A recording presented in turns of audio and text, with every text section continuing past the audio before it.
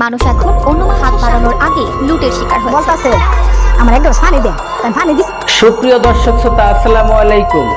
দেশে এবং প্রবাসে, দূরে এবং কাছে, যে যেখান থেকে আজকের এই ভিডিওগুলো দেখার জন্য প্লে করেছেন, সবাইকে অনুরোধ করব সম্পূর্ণ ভিডিওটি কন্টিনিউ করবেন, কারণ আজকের এই ভিডিওতে খুবই সচেতনমূলক কিছু তথ্য রয়েছে, যেটা বাংলাদেশের প্রত্যেকটা নাগরিকের জানা উচিত, প্রত্যেকটা মানুষের জানা উচিত।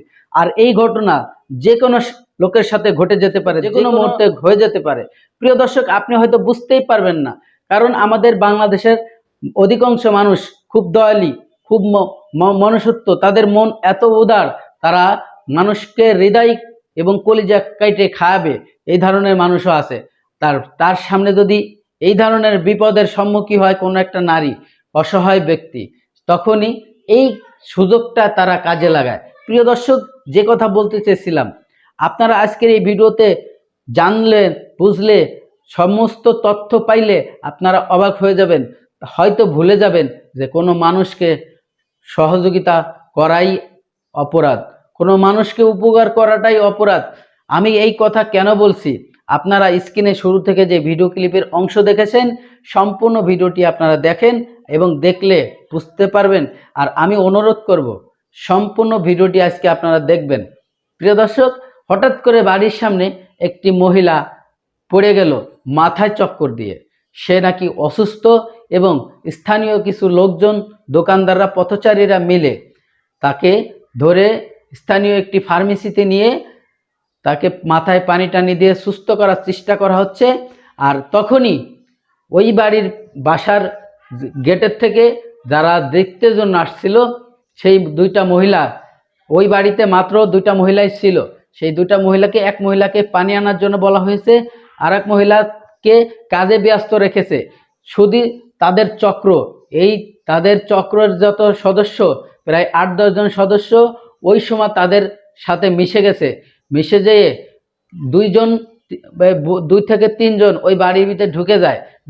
একজন মহিলাকে, যার কাছে চাবি আছে, সকলের কিছুর তথ্য আছে, এবং সেই বাড়ির যে কর্ত্রী ছিল, বাড়ির যে মুরব্বী করে যে মহিলা ছিল, তাকে একটি রুমালের মাধ্যমে তাকে অজ্ঞান করে সেই বাসার মধ্যে থেকে মাত্র 2 থেকে 3 মিনিটে এই ঘটনাটি শেষ করে দিয়েছে তারা।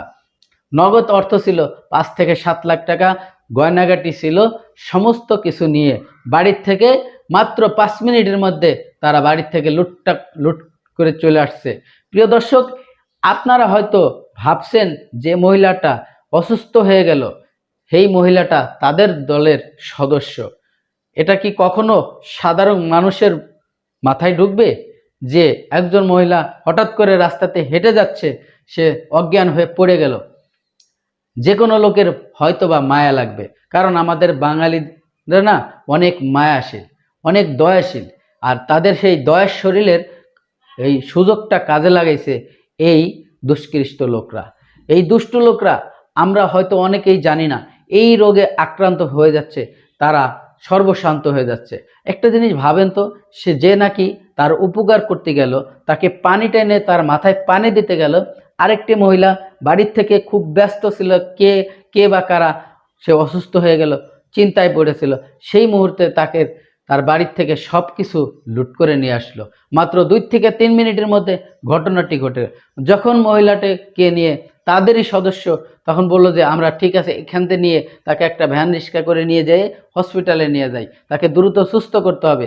যখন তাদের এই কাজ শেষ হয়ে গেছে, তখনই তারা বাড়ির থেকে বিভিন্ন ধরনের কলাকৌশল দিয়ে তারা বাড়ি থেকে সেই মহিলাকে বের করে নিয়ে হসপিটালের কথা বলে। দর্শক শ্রোতা, এতক্ষণে আপনারা যে ভিডিও ক্লিপটা দেখেছেন, আশা করি হয়তো আপনাদের ভালো লেগেছে। আর যদি ভালো লেগে থাকে, অবশ্যই আপনার মূল্যবান মতামত এই ভিডিওটি কমেন্ট বক্সে কমেন্ট করে যাবেন। সবাই ভালো থাকবেন, সুস্থ থাকবেন। আল্লাহ হাফেজ।